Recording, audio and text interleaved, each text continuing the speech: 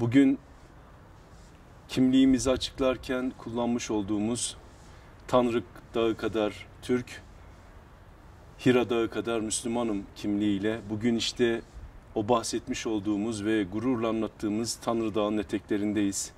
Kırgızistan'da Manas Üniversitesi'nin yapmış olduğu geleneksel üniversiteler spor oyunlarındayız. Bizler de buraya bugün federasyon olarak atlı cirit milli takımımız ve atlı okçularımızla beraber bu güzel etkinliğe iştirak ettik. İlki yapılıyor. Bu çok önemli ve çok kıymetli. Geleneksel sporlarımızın inşası ve ifası için üniversitelerimiz çok önem arz ediyorlar.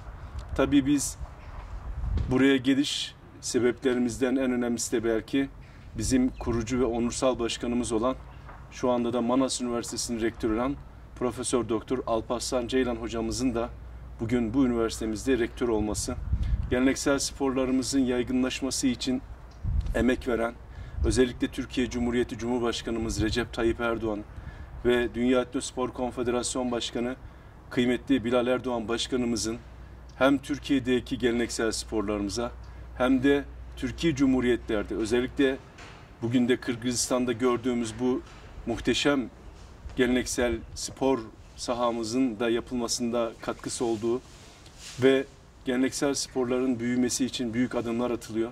Kendilerine çok teşekkür ediyorum. Bugün burada bulunmaktan duyduğum memnuniyeti belirtmek istiyorum.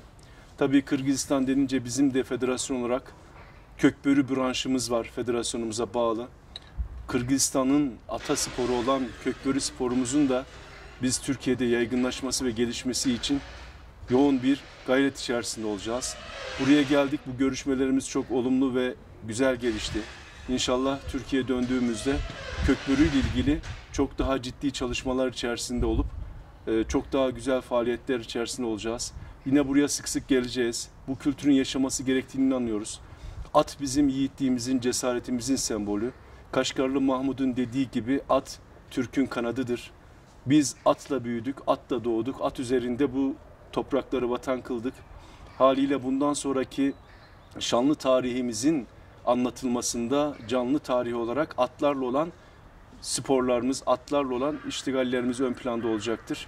Biz şanlı ecdadın at üzerinde yapmış olduğu marifetleri bugün çocuklarımızla, gençlerimizle beraber yine at üzerinde atlı okçuluk, atlı cirit, rahvan binicilik, kökbörü, kökbar gibi, atlı kızak gibi sporlarımızda, atlı güreş, çevgan gibi branşlarımızla da tekrar hayata geçirip çocuklarımızla atımızı buluşturma gayreti içerisinde olacağız.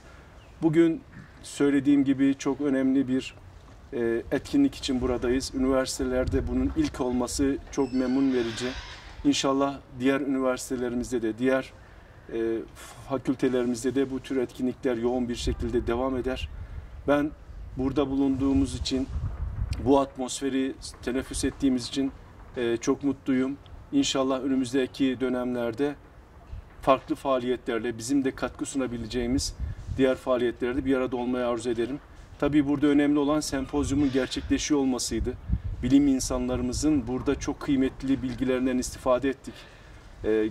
Bizim geleneksel sporlarımızın anlaşılabilmesi ve uygulanabilmesi için bilim insanlarımızın yapmış olduğu kıymetli çalışmalar çok önemli. Birbirinden önemli, değerli, kıymetli çalışmaları burada beraberce dinledik ve bunlara şahitlik ettik. Kıymetli hocalarımıza çok teşekkür ediyorum. Ben sesimiz olup bizim sesimizi de duyurduğunuz için geleneksel sporlarımıza vermiş olduğunuz bu destek için çok teşekkür ediyorum. Burası bizim bir gurur kaynağımız.